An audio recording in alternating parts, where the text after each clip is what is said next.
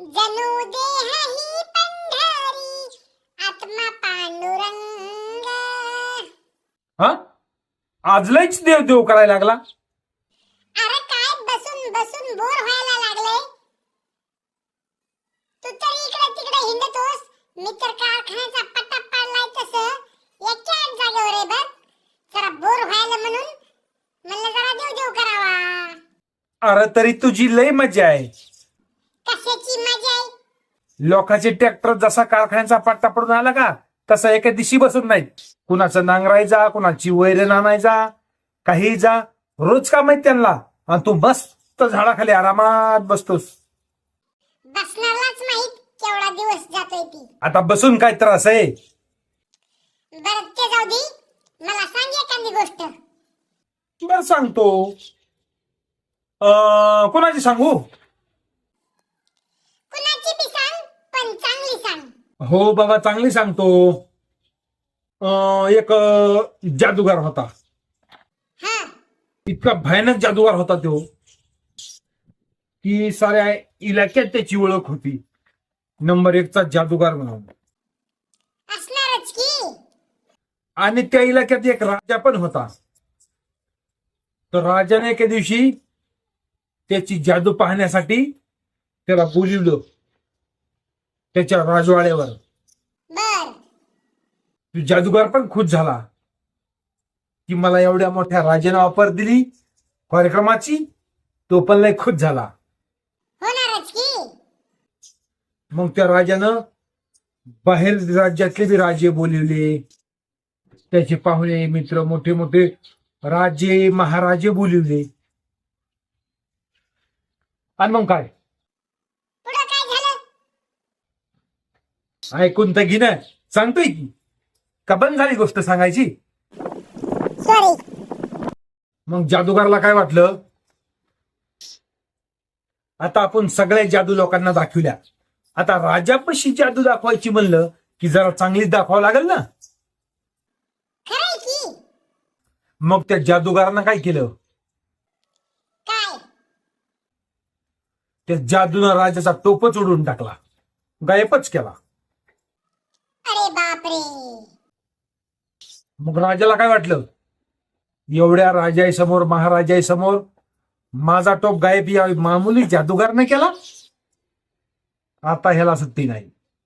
आणि जादूगारला वाटलं मी सगळ्यात मोठी जादू दाखवाय गेलो आणि मला काय झालं हे. म्हणजे कराय गेला गणपती आणि झाला मारुती. मग राजानं काय केलं, त्या जादूगारला त्याच्याकडे सांगितलेला खोलीत डांबून टाका आणि ह्याला आता फाशी द्यायची म्हणले, मृत्यूदंड. राजापुढं कधी कुणाचं चालत नाही. राजा म्हणेल तोच पर्यकाळ. राजा आहे ना मग तो. मग काय हळूहळू करता ही बातमी चौकड पळाली, साऱ्या इलाक्यात गाजली. त्या जादूगाराच्या बायकोपर्यंत पोहोचली. त्याची बायको रडत रडत आली आणि म्हणाली, राजश्री माझ्या नवऱ्याकडून काही चुकलं असेल तर माफ करा. तो म्हणला, नाही, यानं माझ्या डोक्याचा टोप गायब केलाय, सगळ्या माणसासमोर माझा इज्जतीचा कचरा केलाय. याला मृत्यूदंड म्हणजे फाशी देणारच. आजपासून 7 दिवसापर्यंत याला फाशी देणार आणि 7 दिवस हा कोठडीत राहणार. हा त्याची बायको त्याला कोठडीत भेटाय गेली आणि रडायला लागली. तो म्हणला, रडाय काय झालं, अहो तुम्हाला मृत्यूदंड दिलाय, तुम्हाला फाशी दिल्यावर आमचं घर कसं चालणार. खरंय ना. तो म्हणला, काळजी करू नको, 7 दिवस बाकी माझ्याकडं. मग त्याची बायको घरी गेली, रोज भेटायला यायची. राजा पण त्या जादूगारला भेटायला यायचा. हा राजा म्हणायचा, माझा टोप गायब करताना तुला कसं वाटलं का. तरी तो जादूगार हसायचाच. बघत बघत 7 दिवस निघून गेले. 7व्या दिवशी त्याला फाशी देण्याची वेळ आली. मग मात्र जादूगार रडायला लागला. राजा म्हणला, तू 7 दिवस हसलास आणि आता फाशी द्यायच्या टायमाला रडायला लागलास. तुम्ही मला फाशी द्यायला ह्या बाबतीचं मला रडू यायला नाही. दिली का नाही मग फाशी? सांगतो ना, ऐक ना जरा. मग राजा म्हणतो कशाचं यायले?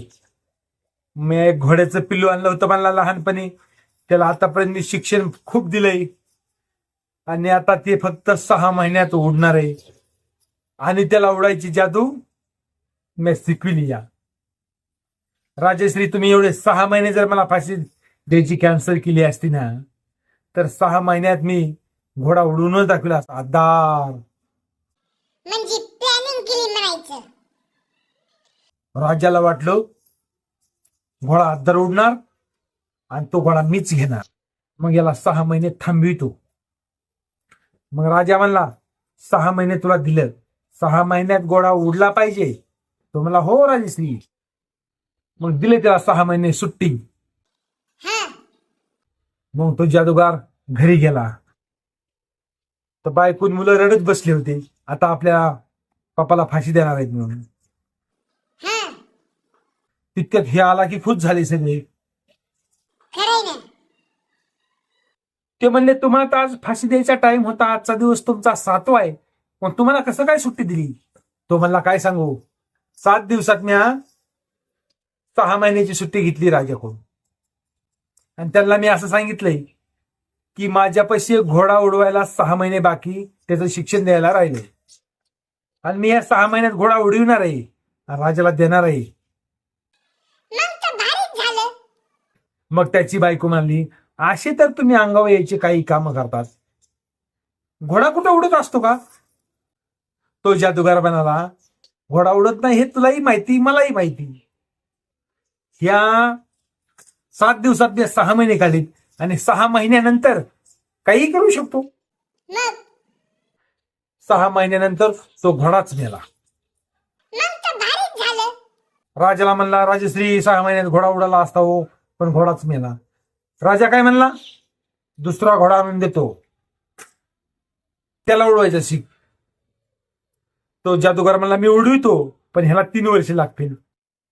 मग मग 3 वर्षात एक पिलू आणून दिलं, त्याला शिकवीत शिकवीत 2-2.5 वर्ष झालं की तोपर्यंत राजाच मेला. मग तर अजून भारीच झालं.